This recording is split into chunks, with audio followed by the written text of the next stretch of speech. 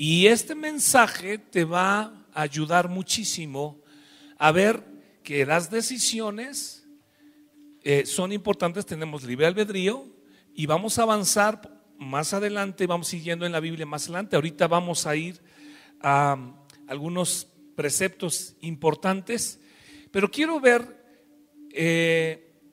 si me ayudan con la siguiente, en Lucas capítulo 4, verso 18, que se encuentra en las pantallas. Quiero ver lo que Jesús dice acerca de los ojos, acerca de la mirada, acerca de los ojos espirituales. Dice la Biblia, dice: el Espíritu del Señor está sobre mí por cuanto me ha ungido para anunciar buenas nuevas a los pobres, me ha enviado a proclamar libertad a los cautivos y dar vista a los ciegos y a poner en libertad a los oprimidos.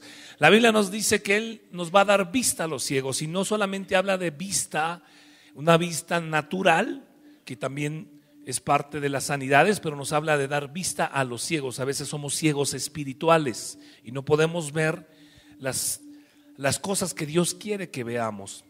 Siguiente, en Lucas 19, verso 41 y 42, cuando llegó cerca, vamos a ver lo que dice, sigue diciendo la palabra acerca de Jesús. Cuando llegó cerca de la ciudad, al verla, lloró por ella, diciendo, fíjense lo que está diciendo Jesús: si también tú conocieras, a lo menos en tu día, lo que es para tu paz, pero ahora está encubierto a tus ojos. Fíjate, no podían ver lo que estaba sucediendo en esa ciudad, y está hablando de Jerusalén, está hablando Jesús diciendo, si pudieran ver, pero ahora está encubierto en tus ojos. Es decir, que hay gente que puede ver con los ojos naturales, pero la palabra nos enseña que Jesús nos enseña a ver con los ojos espirituales también. Ahora, aquí viene lo interesante, y vamos a ver en Lucas 19, en el verso 43, vendrán días sobre ti cuando tus enemigos te rodearán con cerca, te sitiarán y por todas partes te estrecharán, te derribarán a tierra y a tus hijos dentro de ti, no dejarán en ti piedra sobre piedra, por cuanto no conociste el tiempo de tu visitación. Fíjate, ellos no se dieron cuenta, no pudieron ver, no abrieron sus ojos espirituales. ¿Cómo es posible que ellos no pudieron verlo? Porque simple y sencillamente Jesús reconocieron, no conociste el tiempo de tu visitación. Y muchas veces hay cosas en nuestras vidas que se nos pasan espiritualmente porque no somos sensibles o no podemos abrir nuestros ojos espirituales. Entonces, lo que yo quiero en esta mañana, que podamos ver cómo es que podemos perder la oportunidad por malas decisiones, por escoger incorrectamente, la oportunidad de poder abrir nuestros ojos espirituales, y que no se nos pase lo que Dios tiene para nosotros por no poder conocer el tiempo de nuestra visitación. No sé si te has dado cuenta, a veces nosotros como pastores, como líderes, podemos ver en la vida de la gente, esta gente tiene algo especial, pero ella no lo puede ver, él no lo puede ver. Si tan solo viera lo que Dios quiere usarle, si tan solo viera lo que Dios quiere hacer con ella en las naciones, con el don que le ha dado, con los talentos que le ha dado, pero no pueden ver con sus ojos espirituales el tiempo de su visitación. Y así pasa con ciudades, porque aquí vemos con ciudades, y así pasa con países. Por ejemplo, yo te voy a contar algo que a mí me duele muchísimo, que en México, a lo mejor ustedes no se acuerdan, pero los que son más o menos de una generación cristiana, yo tengo 30 años en el cristianismo, que conocía al Señor, y México más o menos en los años 1985, 86, tiene una visitación de alabanza, adoración espectacular. De ahí nace todos esos cantantes que hoy en día ustedes conocen, Marcos Witt, Marcos Barrientos, Danilo Montero, una visitación impresionante. Cantos, Miguel Casina empieza a componer cantos, y teníamos tiempos, los congresos de alabanza, de adoración. Dios nos visita con alabanza, con adoración. Dios nos regala eso a México. Y yo te pregunto, ¿dónde está todo eso? ¿Dónde se fue? ¿Dónde está? Y tristemente, esta es mi opinión, que no pudimos mirar y ver y poder continuar, porque se empezaron a volver un montón de gentes, artistas cristianos, ahora ya son artistas cristianos, cuando en ese tiempo eran implacables, eran tiempos de adoración, tiempos de alabanza. Y los americanos empezaron a traducir las canciones de los mexicanos para tenerlas en sus iglesias, traduciendo nuestros cantos, que siempre era al revés, traducíamos cantos, y pasaban cosas increíbles en la alabanza, en la adoración. Jorge Lozano, Chuy Olivares, de verdad fue impresionante. Dios nos dio, pero ¿qué fue lo que pasó? Que no pudimos mirar bien ese tiempo de visitación, se fue.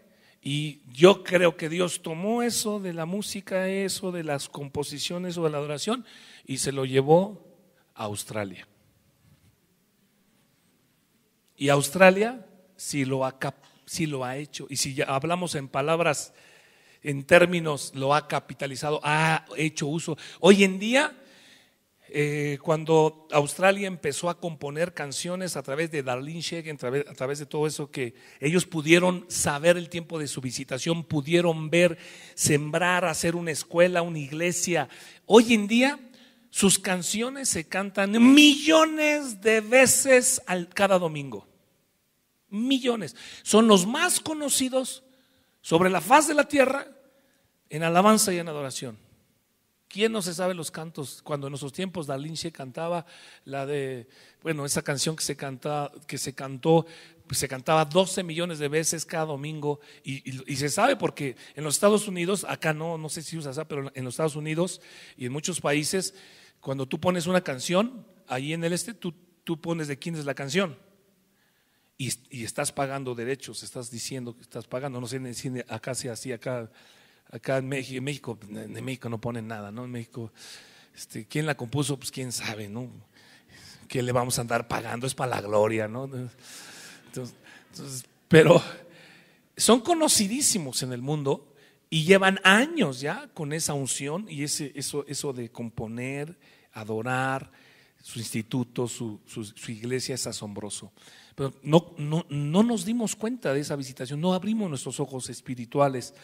Entonces, quiero ponerte un ejemplo bíblicamente de un hombre llamado Esaú. Ahora, dame de tu atención. Abraham, voy a volver a repetirte esto en la siguiente enseñanza. Abraham es llamado por Dios para iniciar el pueblo de Israel. Abraham vivía en Ur de los Caldeos. Abraham, después te lo voy a narrar más porque me gusta muchísimo la historia. Abraham a los 100 años tiene a Isaac, a su Isaquito. Isaac tiene a un primogénito llamado Esaú. Y Esaú es un ejemplo perfecto de alguien que no pudo ver lo que Dios le había dado y lo menospreció. Atención. Siguiente, Esaú nos muestra el más grande ejemplo de alguien que no vio con los ojos del entendimiento. Esaú era el primogénito. ¿Qué características? Vamos a ver, siguiente, ¿qué características tenían un primogénito? Cuando alguien era el primero en el pueblo de Israel. Número 1, una doble porción de la herencia. Es decir, que si tú eras primogénito y al momento que moría tu papá, como primogénito, te daban una doble porción porque eras el primero que abriste matriz, primogénito. Esaú era el primogénito de Isaac. ¿Okay? Número 2, la característica era que las promesas que Dios había dado a su familia le pertenecían. Las promesas le pertenecían a su familia. Dios dijo: Abraham, sal de tu tierra y tu parentela, yo te voy a bendecir, haré de ti una nación grande, te bendeciré, bendeciré a los que te bendigan, maldeciré a los que te maldigan. Una bendición dice, y en ti, fíjate la bendición, serán benditas todas las familias de la tierra. Abraham lo pasa a Isaac como el primogénito, y luego Isaac lo pasa a Esaú, que era el primogénito. Pero este tipo no pudo entender que otra de las características que tenía el primogénito es que el destino profético del abuelo y el papá le pertenecían a él. Nacía con destino. El primogénito estaba ya nacido con un destino. En ti serán benditas todas las familias de la tierra. Lo que tu abuelo Dios le prometió le perteneció a Isaac, y lo que le perteneció a Isaac, hijo Esaú, te pertenece a ti. Él era el primogénito, pero el tipo no pudo darse cuenta de lo que Dios le había dado, porque no pudo ver con sus ojos el potencial que tenía. Y esta es la enseñanza específicamente que tenemos que aprender, que ese tipo tomó una decisión. ¿Se acuerdan de ayer? Tenemos libre albedrío, y él tomó una decisión. ¿Y sabes cuál fue la decisión? Que este hombre, sabiendo estas bendiciones, no pudo ver la bendición de ser el primogénito, y por flojo decide venderle su primogenitura a su hermano Jacob. Jacob sí sabía, él decía, yo quiero eso, yo quiero una doble porción de la herencia, yo quiero las promesas de Dios para mi familia, y yo quiero el destino profético de mi abuelo Abraham, de mi papá Isaac. Yo lo quiero, yo sí lo quiero. Y muchas veces nosotros menospreciamos lo que Dios nos ha dado, porque no podemos ver con nuestros ojos lo que Dios nos ha dado.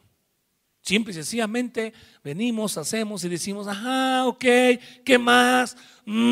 Ay, pues sí, ajá. Y si nosotros no abrimos los ojos de nuestro entendimiento, nos va a pasar que vamos a perder la primogenitura.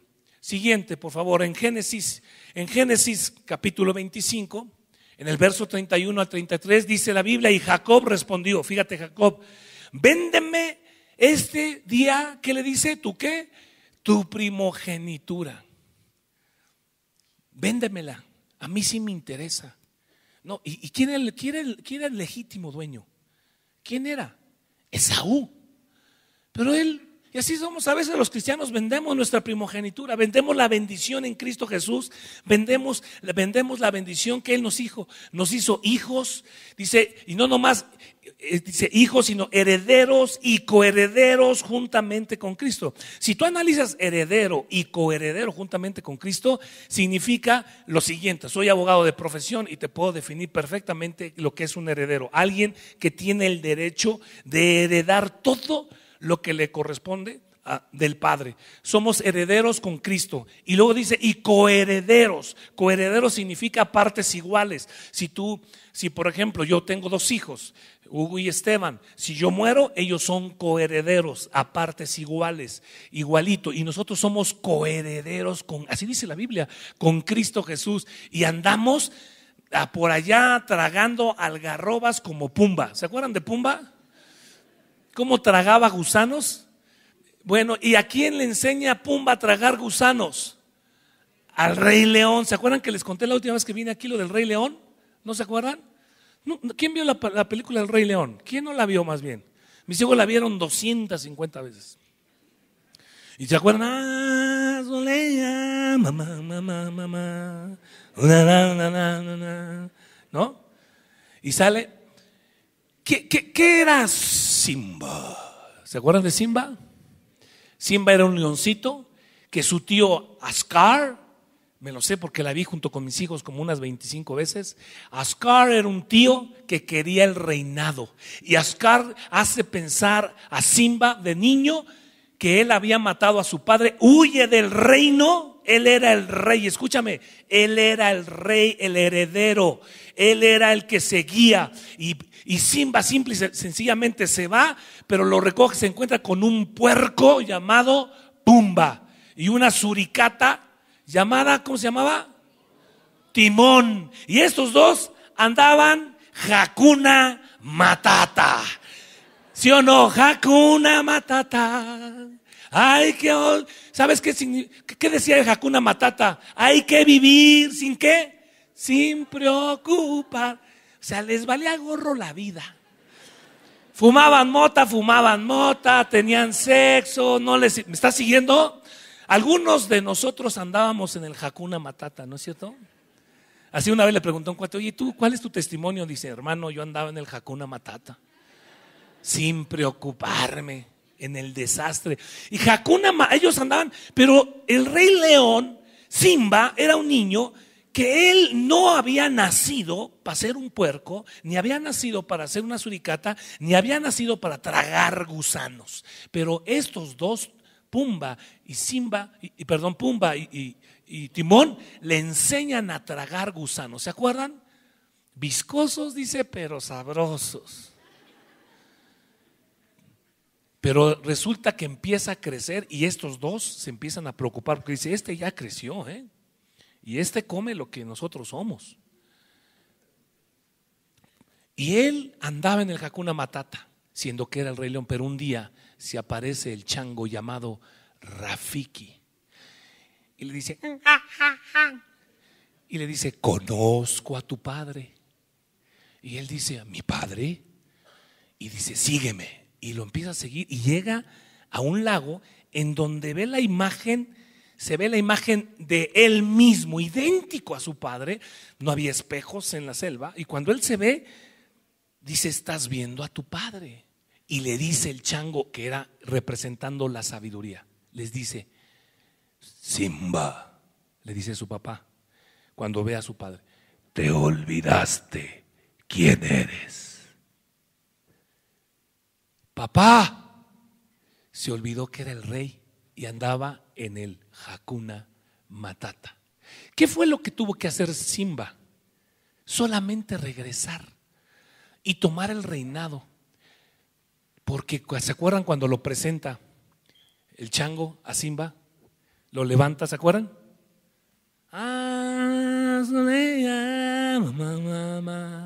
Mi mamá. Lo levanta y todos los animales, ¿qué hacen? Porque era ¿qué? El rey de la selva, el príncipe heredero. Pero se va. ¿Y qué fue lo que hizo? Regresar y tomar posición de su reina. Solamente regresó, no tuvo que venir así, sino regresé porque ahora sé quién soy. ¿Ok? Y muchas veces nosotros somos como Simba. La Biblia nos dice que nos hizo reyes y sacerdotes y andamos en todo menos en lo que tenemos que hacer. ¿Y qué es lo que Dios nos ha mandado a hacer? Es asombroso cómo pierde. Entonces Jacob dice aquí, le dice, véndeme tu primogenitura. Entonces Esaú, que era el primogénito, de aquí yo voy a morir. ¿Para qué pues me servirá la primogenitura? ¿Y para qué? Ay, sí, pues hambre total, la virginidad, vaya hambre total, ¿para qué me va a servir? Estás vendiendo tu primogenitura. La gente va a venir, el diablo, la gente, el enemigo, el acusador va a venir a quererte robarte la primogenitura, las primicias de Dios en tu vida, y a que pierdas tu vida en nada, tu virginidad, tu trabajo, tu fuerza, en nada. ¿Por qué? Porque no sabemos valorar la primogenitura. Esaú dice, me voy a morir, ¿para qué me servirá la primogenitura? Él es un ejemplo claro de un tipo que no tuvo o no abrió los ojos de su entendimiento, no entendió lo que era ser el primogénito. A veces nos hace falta entender quiénes somos. Uno de los problemas más graves que hay en el cristianismo es un problema que se llama identidad en Cristo. Si tú entiendes la identidad en Cristo, olvídate de que vas a estar diciendo, no, ¿quién sabe quién soy? ¿A dónde voy? ¿Qué voy a hacer? Porque la identidad en Cristo es asombroso lo que te da de guianza y de seguridad. Le dice, voy a morir, ¿para qué me servirá la primogenitura? Y le dijo, júramelo. El otro muy listo, júramelo. Échatela así, sale allí algo. Júramelo, porque el otro sabía lo que significaba la primogenitura. Dice, júramelo porque yo quiero saber que voy a tener tu primogenitura en este día. Y él le juró, y ahí vendió a Jacob su primogenitura. No pudo ver más allá de sus narices Esaú. Él era el heredero, él era el primogénito. ¡Qué desperdicio de cristianos, creyentes, hijos de Dios, mujeres! Y yo te voy a hablar, te dije que te voy a hablar de mi esposa más adelante. Mujeres que piensan, no, pues yo ya que, ¿cuánto puedes hacer? ¿Cuántas cosas que, qué desperdicio vender lo que Dios nos ha dado? Tus dones, tus talentos, tus habilidades, lo que Dios te ha dado. Entonces Jacob dio a Esaú pan del guisado de las lentejas. Él comió y bebió, porque se lo compró por flojo, quería un plato de lentejas. Y dice, bebió y se levantó un plato rojo. Por eso les decían en aquellos tiempos, siempre les han dicho los rojillos, porque el plato era un plato rojo. No se sabe si eran lentejas, pero ahí dice la Biblia, pero era un plato rojo que cocinaban. Y ese plato rojo que cocinaban es asombroso, que les quedó aún como apodo, los rojillos. A todos los descendientes de Esaú les llamaban los rojillos, porque se comió ese plato de lentejas. Y simple y sencillamente menospreció Esaú la primogenitura. Y la menospreciamos por nuestras decisiones. ¿Se acuerdan ayer cómo vimos? Tenemos libre albedrío y por una mala decisión puedes llegar a menospreciar tu primogenitura. Él tomó la decisión, él era el heredero, él era el primogénito y él tomó la decisión. Él dijo, él quiso vender por flojo, por un plato porque no quiso ir a casar. Dijo, dame de comer aquí. Y el otro negociando, véndeme tu primogenitura. ¿Ok? Hay gente que sabe lo que quiere y hay gente que no. Esaú perdió todo por un plato de lentejas. Una persona que no ve desprecia su primogenitura. Jesús mismo dijo, si supieras tus días de tu visitación, si pudieras abrir los ojos y ver lo que Dios puede hacer a través de ti. Siguiente, el que no ve menosprecia lo que tiene, no lo valora. No valora, ¿para qué me sirve? Hay gente que tiene dones y talentos impresionantes y no los usa para nada. Hay gente que tiene dones y talentos, aún musicales, y no los usa. Dones y talentos para escribir. Escúchenme, necesitamos escritores que amen a Dios. Necesitamos gente que tenga dones y talentos para servir en lugares estratégicos, en la política, en el gobierno. Dones y talentos, no los usamos porque lo primero que hacemos es decir, ¿para qué me va a servir eso? Despreciamos nuestra primogenitura, despreciamos lo que Dios nos está dando. ¿Puedes ver lo que te ha dado Dios? Es la pregunta que te debes de hacer. ¿Puedes ver lo que te ha dado Dios? ¿Puedes pensar? ¿Has analizado y has escrito y dicho, esto es lo que Dios me ha dado? ¿Has hecho una lista? Por ejemplo, yo le recomiendo siempre a mis estudiantes antes de empezar el año, haz una lista no solamente de tus propósitos o de tus resoluciones, como le llaman, sino haz una lista y escribe lo que tú crees que Dios te ha dado. ¿Qué te ha dado Dios? Hay una clase que se llama que doy de dones y talentos. Los dones y talentos, y hay un cuestionario para saber qué dones y qué talentos tienes. La gente piensa que los únicos dones y talentos son la profecía, no sé, hablar en lenguas, pero hay tantos dones y talentos como administración, presidir, organizar, administrar. Hay tantos dones y talentos que podemos tener. Puedes ver lo que Dios te ha dado, puedes escribir, dice, a mí Dios me ha dado esto, a mí Dios me ha dado esto otro. ¿Puedes pensar en ello?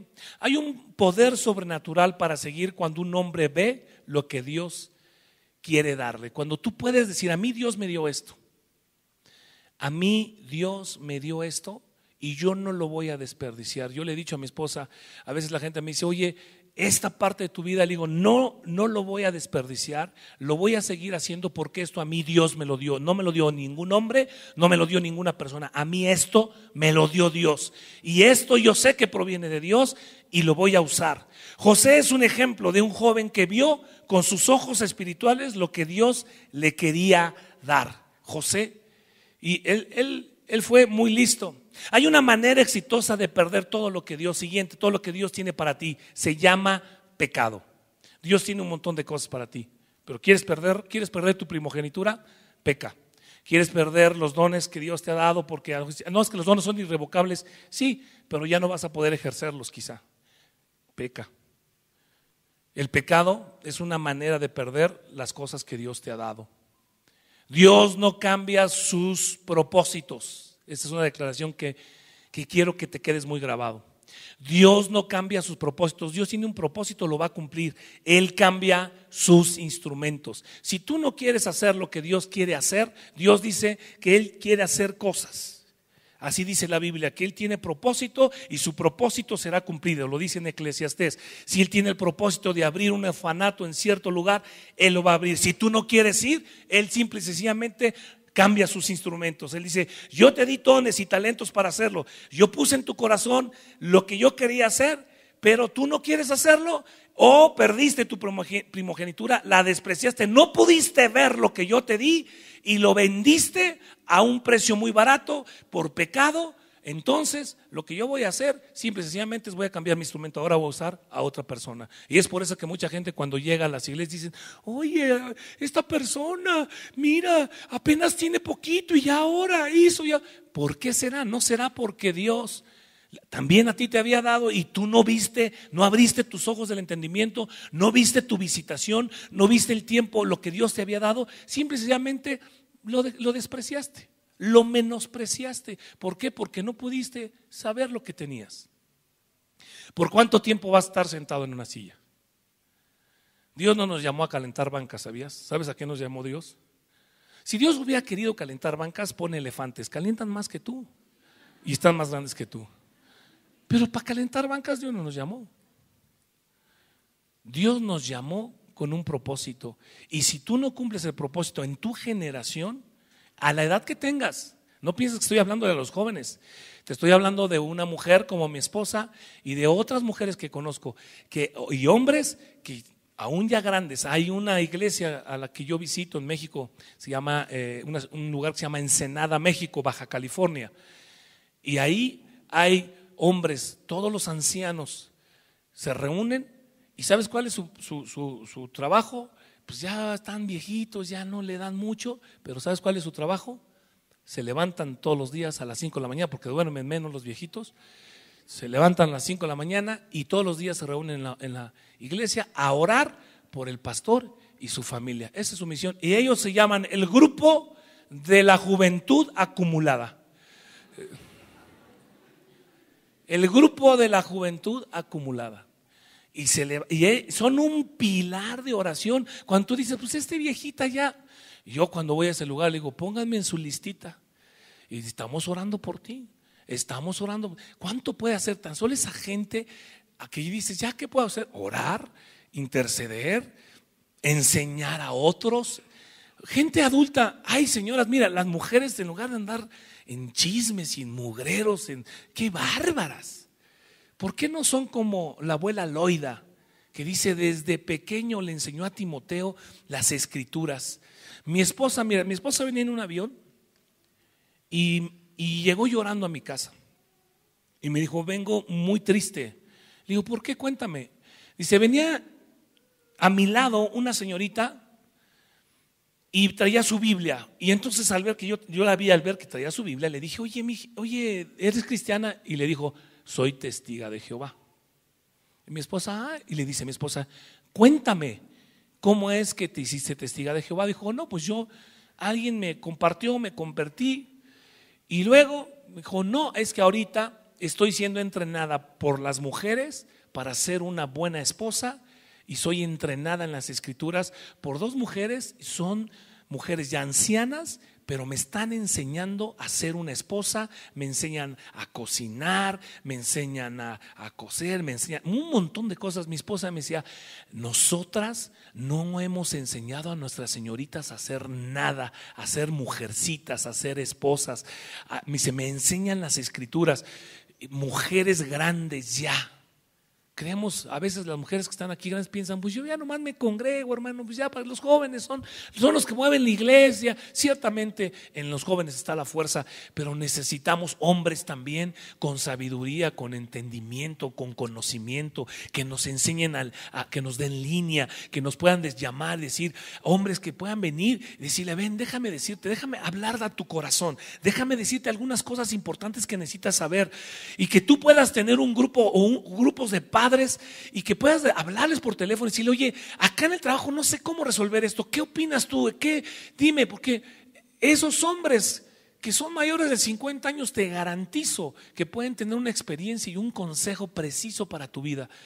Pero esos hombres a veces pensamos que ya no tengo nada que hacer yo en la iglesia. Y no nos han enseñado a los jóvenes a respetar. En los Estados Unidos el anciano es muy respetado. El anciano tiene todo el respeto y al anciano se le escucha. Así, porque vienen por herencia cristiana. Ellos fundaron el país de los Estados Unidos en el cristianismo y el anciano es tan respetado. Cuando yo llegué a los Estados Unidos había algo que me llamaba a mí mucho la atención y medio me molestaba por mi cultura hispana. Y lo que me molestaba en mi cultura hispana era que cuando a un anciano lo presentaban, que está fulano tal, se paraban, toda la gente se ponía de pie y le aplaudían. Y yo decía, ¿por qué? Porque esto es adoración. A mí me decían que nomás a Dios. No, se llama honra. Y yo de verdad que me molestaba. Me molestaba el hecho de que enseñan a los jóvenes a honrar a los ancianos, y la gente honra a los ancianos, y cuando un anciano habla lo escuchan, y los ancianos son muy escuchados. Yo estoy en juntas en Cristo para las Naciones donde el anciano es muy escuchado. Su palabra pesa, su experiencia, su fidelidad a Dios por años pesa. Nosotros los hispanos menospreciamos a la gente ya que ya es un viejito, ya se le van las cabras al monte pero lo estamos despreciando.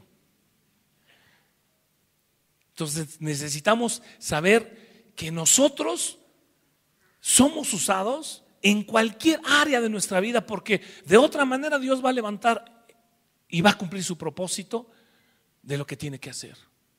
Si tú no lo estás haciendo, yo déjame decirte que yo descubrí hace 5 años, venía con mi esposa en un avión y volteé y le dije, ya descubrí cuál es el propósito de Dios para mi vida. Y se me quedó viendo. Tenía 50 años, ahora tengo 55. Me dijo, ¿a los 50 años descubriste el propósito de Dios para tu vida? Digo, sí, yo ya sé cuál es mi propósito. Me dijo, wow, qué interesante. Seguramente tú querrás saberlo. En el siguiente mensaje te voy a decir cuál es.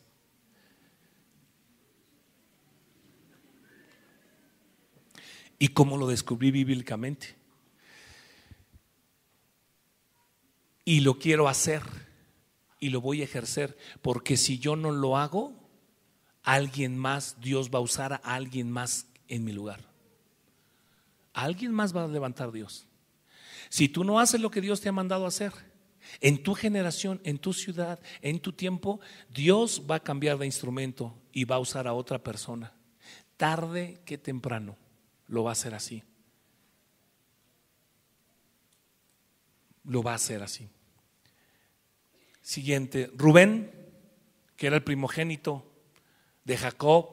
Ahora, voltéenme a ver, por favor. Está Abraham, Isaac, su hijo.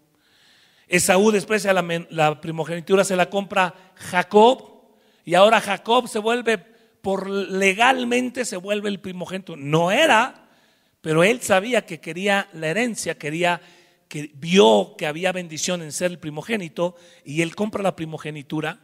Y Jacob, dice la Biblia, que era un tipo medio tranza, y se encuentra con Dios y Dios le cambia el nombre, y es por eso que el pueblo de Israel se llama Israel, porque al pelear él con Dios, Dios le dice, ya no te llamarás más Jacob, sino tu nombre será Israel, porque peleaste con Dios y ganaste. Ahí nace el pueblo de Israel. De ahí en adelante la Biblia le empieza a llamar Israel. Israel o Jacob tiene 12 hijos, que son las 12 tribus de Israel, y de esas 12 tribus Una de ellas, la tribu de Judá, nace José el soñador, que ese sí también sabía qué significaba ser un heredero. Él tenía los ojos bien abiertos. Hoy en día la gente no sabe lo que tiene, lo que está heredando. Entonces ahora Jacob tiene 12 hijos y su primogénito de Jacob, ¿sabes quién fue? Rubencito. Rubencito perdió sus derechos de primogenitura por pecado sexual y Dios usó a otro, lo que estamos hablando, para el propósito que tenía de toda la nación. Dios no iba a detener las bendiciones de Abraham, Isaac, Jacob. Seguía Rubén. Pero se acostó con la concubina de su papá. El caliente, sus malas, ¿de qué hablamos ayer? ¿Malas qué? Tomó la decisión en su libre albedrío. Era el primogénito, seguía Rubén. Y de Rubén seguían sus hijos, esa era la herencia. Pero no vio el muy bruto, no vio, sino que dijo, no hombre, pues la calentura pudo más. Tomó la decisión y se acuesta con la concubina de su papá. Y esa es la razón por la cual dijo, tú no puedes heredar. Y entonces, de las 12 tribus de Israel, tiene un hijo llamado José. ¿José quién? El soñador. Y José el soñador, sus hermanos, todos los 12 lo odiaban, porque era el consentido.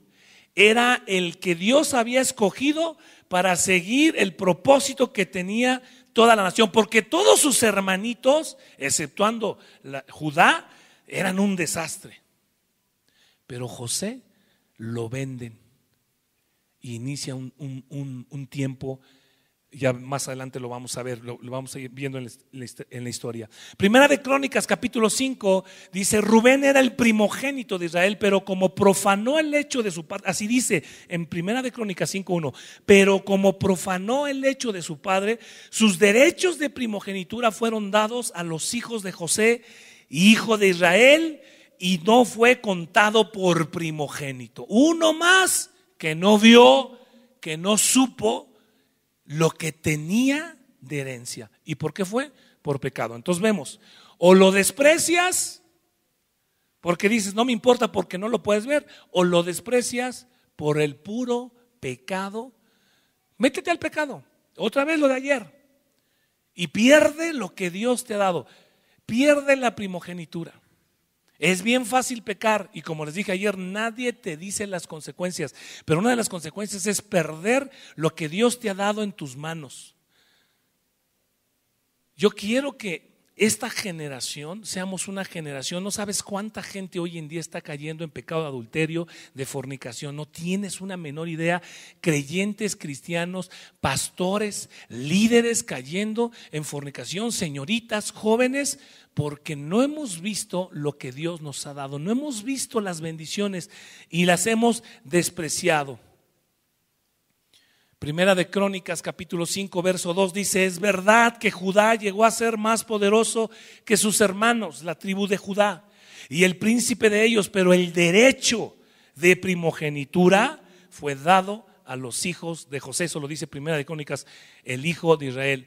Él fue dado a José el soñador, le fue dado el derecho de primogenitura. Checa esto, José el soñador, sus hermanos lo meten en un pozo, lo venden como esclavo, lo llevan de esclavo a Egipto, a otra nación, a otro idioma, y en Egipto lo meten a la cárcel porque la bruja de la esposa del faraón se lo quería echar al plato. La vieja esa. Y él, fíjate, pongan atención porque él tuvo el chance. La esposa de Potifar debió haber sido guapérrima, guapísima, con un cuerpazo, bien vestida, bien perfumada, y le gustó José y lo estuvo observando y ha dicho: a este compa me lo voy a echar al plato. Y cuando José tenía toda la oportunidad, escúchenme, Él tenía toda la oportunidad, pero él vio, había más. Él estaba viendo que había más y él pudo haber perdido la primogenitura, igual que Rubén, que se acostó con la mamá, con la concubina de su papá. Él pudo haber perdido ahí la primogenitura, pero por pecado. Pero él dijo no, prefirió que lo mandaran a la cárcel a perder lo que Dios, porque él pudo ver más, él pudo discernir, abrir los ojos de su entendimiento y ver que había más. Lo que yo quiero en este día es que tú puedas saber que hay más, que puede haber, que un pecado. Lo que hizo, tenía todo preparado la esposa de Potifar. Y él no. Le dice, porque voy a pecar, gracias, contra Dios y voy a pecar contra mi jefe Faraón, contra Potifar. Se va, lo meten a la cárcel y luego estando en la cárcel, Dios le había dado un don y talento, ¿sí o no? ¿Qué era el don que tenía? Interpretar los sueños. Y entonces en la cárcel interpreta un tipo el sueño. Se va y le dice, oye, pues ahí recomiéndame para que me saquen de aquí. El otro desgraciado se va y ni lo recomienda. Pero un día se acuerdan y lo mandan llamar. Para hacerte el cuento cerca, corto, tan sencillo como esto. José llegó a ser el número 1 después de Faraón en todo el imperio egipcio. ¿Te diste cuenta que la primogenitura lo alcanzó? ¿Te diste cuenta que y él mandó traer a su papá? Escucha esto, mandó traer a su papá. Cuando él manda a traer a su papá, viene su padre ya, Jacob, con los 2 hermanos, 70 personas. Jacob lo manda a traer a Egipto y el faraón dice, ¿es tu papá? Sí, le voy a dar tierras, ustedes crían vacas, órale, denle ustedes son allá de rancho, denle. Pero resulta que Faraón se da cuenta que ellos tienen algo de Dios muy fuerte, porque la bendición le alcanza. José se vuelve el primogénito y empiezan ¿sabes qué sucede? Empiezan a darse cuenta que ellos crecen más, se multiplican y se enriquecen más. Muere José el soñador, muere por los años. Pasan más tiempo y de repente los que estaban gobernando, ya no existía el faraón, ya no existía José el soñador, pero existían todos los que los 70 que habían venido existían, pero multiplicados por un montón. Y se da cuenta el faraón y los establece o los hace que se hagan esclavos. ¿Cómo fue? Yo estaba leyendo la historia y decía, ¿cómo fue que hizo, si tenían dinero, si tenían cosas, cómo fue que los empobreció? ¿Cómo fue? ¿Sabes cómo fue que los empobreció? Lo que hacía es que les hacía una villanada. Tenían dinero, pero el faraón, para empobrecerlos y esclavizarlos, lo que hacía era que de un día para otro les cambiaba la moneda. Por ejemplo, ¿cómo se llama la moneda de aquí? Boliviano. Mañana ya no hay bolivianos. El gobierno sacó una nueva moneda que se llama los pirus, ¿no? Compre pirus. Ya no hay bolivianos. Todos tus bolivianos que tenías ahorrado en el banco no sirven. Ahora tienes que conseguir pirus. Y les cambió, según los historiadores, 3 veces la moneda, por lo cual los empobreció de tal manera que los esclavizó, porque además había sido profetizado por Dios a Moisés: tu pueblo va a estar 400 años en Egipto. Se están 400 años de esclavitud en Egipto. ¿Ok? Y de ahí viene la línea de ahí de la primogenitura, porque alguien vio que podía heredar. ¿Ok? Gracias a Dios, hoy en día, Dios es un Dios que restituye. Y a veces cuando la regamos y cuando vamos en el camino, vamos en el caminar, Dios nos restituye, la regamos, caemos en pecado, la regamos. Pero hoy en día, a través de Jesucristo, a través de que su sangre nos ha justificado, a través de que su sangre nos ha salvado, podemos regresar al camino y ser perdonados, y ser restituidos. Dios, nuestro Jesús es un Dios que restituye. Si tú piensas, oye, yo ya pequé, yo ya la regué, Jesús es un Dios que restituye lo que hemos perdido. Dios es un Dios que restituye. Nuestro Cristo es un Dios restituidor.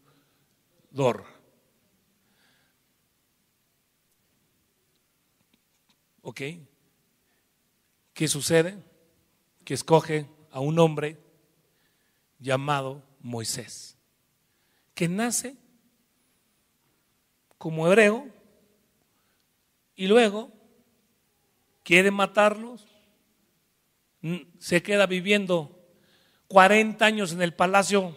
Lo recoge una de las personas de ahí, una de las mujeres del faraón, lo lleva al palacio y en el palacio lo crecen, lo educan. Moisés era educado, está 40 años en el palacio, 40 años en el desierto y 40 años de regreso, pero en el desierto otra vez. 40 años. Ahora, date cuenta de esto. Dios empieza a restituir el pueblo y le dice a Moisés, tú saca al pueblo. Y él, al tomar la jefatura, empieza a salir, a caminar. Salen los historiadores dicen que eran de los 70 que llegaron a Egipto, salen, unos dicen que 2,5 millones de personas, otros dicen que 3,5 millones de personas. Tú y yo vamos a dejarlo en 3 millones, ¿ok? Para no pelearnos. 3 millones de personas las saca Moisés de Egipto. Con una vara abre el mar para sacar a su pueblo, porque estaban las promesas que se les había dado a Abraham, Isaac y Jacob, y van saliendo, y cuando salen, entonces llegan al monte Sinaí, y como no tenían leyes, Dios le dice a Moisés, súbete al monte Sinaí, porque ahí te voy a dar las leyes que van a regir a todo el pueblo, a los 3 millones de personas. Estaban listísimos para ir a la tierra prometida, Canaán. Dios le dice, yo le prometí a Abraham, Isaac, Jacob y a toda su descendencia que poseerían la tierra de Canaán. Esa es la tierra de la que fluye leche y miel. Date cuenta cómo es un Dios que es un Dios de planes, un Dios de generaciones, un Dios que habla generación, porque tiene un plan más adelante. Pero hay hombres y mujeres que no pueden ver el plan de Dios más adelante, y lo único que hacemos es vemos nada más lo que está aquí y no nos importa nuestra primogenitura y perdemos lo que Dios nos ha dado, porque bueno, si yo para qué quiero una primogenitura, siendo que Dios tiene un plan generacional, un plan mucho más allá de lo que te puedas imaginar. Salen de ahí y le dice, aquí está la tierra prometida. Moisés dice, perfecto. Se pone Moisés los planes y llama, escucha esto, llama a 12 príncipes de las 12 tribus de Israel, hijos de Jacob de las 12 tribus. Les dice a las 12 tribus, tráeme a tu mejor elemento, porque los voy a mandar a investigar la tierra a la que Dios nos prometió. Necesito que vayan por 40 días, investiguen la tierra y me vengan a dar noticias. Perfecto. Entonces vienen, junta a los 12 y les dice, vayan ustedes, díganme cómo le vamos a hacer, porque esa tierra Dios no la prometió, se la prometió a Abraham, Isaac, Jacob y a todas nuestras hace cientos de años, y ahora vamos a poseer esa tierra, la tierra que fluye leche y miel. Se van los 12 espías de las 12 tribus de Israel, 12 príncipes, escogieron a lo mejorcito supuestamente, y regresan, y cuando regresan vienen diciendo, ay, es que eran gigantes. Ay, es muy difícil. Moisés ya estaba listo para con los planos por donde vamos a atacar, y estos vienen chillando, llorando ahí. No, es que no podremos nosotros, porque son más grandes y nos veíamos como langostas. Y dos chicos de las 12 tribus, solo 2, Josué y Caleb, Josué y Caleb callan a la gente y le dicen: ¡hey, cállense, cállense! ¡Cállense! Que me desespera. No, ya no nos faltaba que dijera como Kiko. Dice: cállense, porque Dios nos ha dado esa tierra. Dice Caleb: Dios nos ha dado esa tierra, Dios nos la prometió. Y Dios, si Dios nos la ha dado, nosotros podremos más que ellos. Y Josué dice: claro que sí, vamos, subamos luego, Moisés, y tomemos posesión de ella. Porque si Dios está con nosotros, ¿quién contra nosotros? Nos sacó del mar, vamos, subamos luego. Y toda la gente: ay, no, es que estábamos hijo, ¿has escuchado eso? Estábamos mejor en Egipto. Allá había cebollas, ajos. No manches. Allí en Cristo para Naciones llegan los estudiantes y: ay, es que en mi país había arepas, en mi país había tacos, en mi país. Ya, deja de quejarte ya. ¿Sabes qué sucede? Lee la Biblia y te lo voy a decir. Confía en que te lo estoy diciendo casi textual. Pero Dios dice así: ustedes, por haberse quejado ya tanto y haberme irritado más de 10 veces, así dice la Biblia, ustedes, por quejones, no entrarán a la tierra que yo tengo para. Ustedes no van a entrar. Y uno dijo: es que nuestros hijos se van a morir en el desierto. Mira, ¿para qué nos sacaste, Moy? Moy, ¿para qué nos sacaste? Y el Señor le dice: pues para que no andes llorando y de quejones. Los niños que ustedes dicen que van a morir en el desierto serán los únicos que entren a la tierra prometida. Ninguno de ustedes, no, ninguno. Y dice estas palabras, escuchen bien: porque ustedes han sido una mala generación. Yo no quiero ser una mala generación que diga: te di música, te di dones, te di talentos. ¿Qué hiciste? Como generación, ¿qué hicieron? Y generación no hablo de generación de esto. Generación hablo de los que estamos viviendo ahorita en los años 1950 al 2020. A ver qué vamos a hacer. Le dice: ustedes han sido una mala generación. No van a entrar a la tierra prometida. Excepto Josué y Caleb, porque ellos tienen un espíritu diferente. Híjole, decimos en México. Ay. Y luego el Señor dice: por quejones. Mi pregunta para ti: ¿te quejas? 40 años en el desierto. Empieza la procesión. Llegaban a un lugar: Moisés, tenemos hambre. Ay, allá en Egipto. Cállense. Yo creo que Moisés: Señor, tienen hambre. Y les cayó el maná. ¿Sabes qué significa maná? ¿Qué es esto? ¿Qué es esto? Cuando lo vieron, ¿qué es esto? Eso significa. ¿Quién quiere pan? ¿No? Quesadillas de qué es esto? Quesadillas, o sea, de maná. Porque maná es: ¿qué es esto? Cuando lo vieron dijeron: ¿qué es esto? Pues es el ¿qué es esto? Es el maná. Maná es ¿qué es esto? Pues tráguense el ¿qué es esto? Porque es lo único que va a haber. Tenemos sed, Moisés. Le pegó a la roca a Moisés. ¡Pum! Agua. Tenemos frío. Una nube. Una nube de fuego para calentarlos en la noche. ¡Qué calor!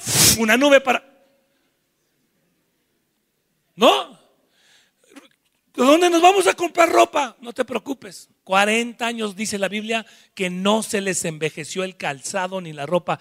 Bendito Dios. Yo he estado orando por ese espíritu sobre mi casa. Que venga y que mi esposa diga: 40 años no me he comprado nada. ¿Y qué es esto? ¿Qué es esto? Caiga en mi casa. Y entonces tocaban las trompetas. Se movía la nube y te tenías que mover. Porque si no te movías, escucha esto. Si no te movías, te achicharrabas o te morías de frío. Entonces se movía la nube, vámonos. Y luego 40 años así uno. Yo busqué el recorrido que hicieron. ¿Sabes qué está el recorrido que hicieron? Algunos mapas. Digo, ¿por qué los movías? Pues total 40. Si los ibas a tener 40 años en el desierto, pues ahí quietecitos. Y yo, ¿por qué los movía? ¿Y sabes por qué los movía? Por algunas cuestiones ecológicas. Porque Dios les había dicho, atención, cuando vayas a hacer tus necesidades, sal del campamento, vete lejos, haces un hoyo, liberas a Willy, liberas a Leviatán, liberas lo que tengas que. Hay gente que de verdad hace cosas asquerosas. O sea, mira, a mí me tocó una vez un campamento, se los voy a decir aquí entre nos. Fui a un campamento de jóvenes y me acuerdo que desperté y tenía que bajar en una montañita a los baños públicos. Y yo bajo, abro un baño público y veo lo que estaba ahí. Dije, no puede ser que alguien, un ser humano, haga algo así. Yo dije, después de que esta persona hizo eso, seguramente fue al hospital a que le cosieran, le dieron algunos puntos, porque dio a luz un monstruo, ¿no?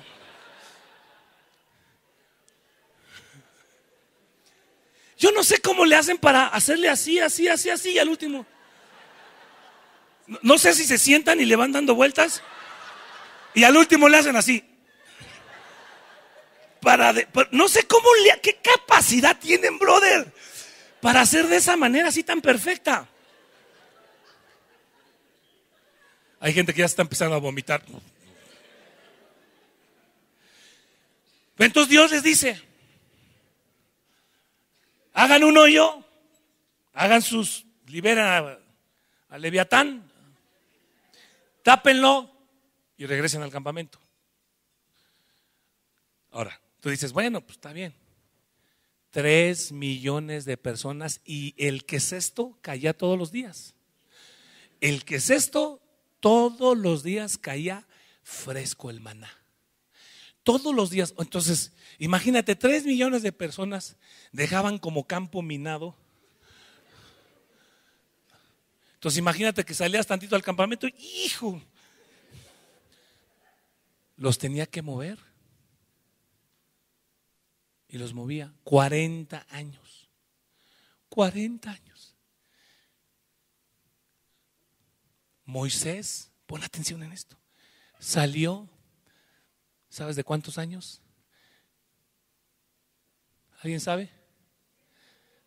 De 120, de 100 años. Salió de 100. De 80 años. Salió de 80 años. 80 años. Más 40, ¿cuántos tenía? Yo creo que él ya no se iba tan lejos a liberar a Willy. Moisés.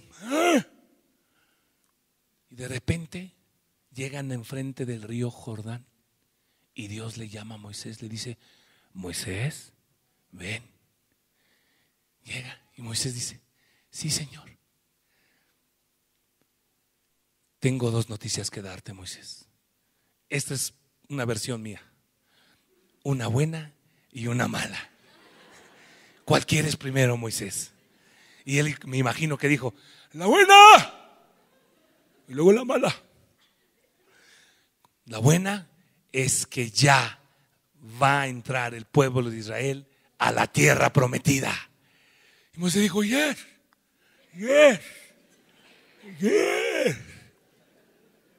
¿Y la mala?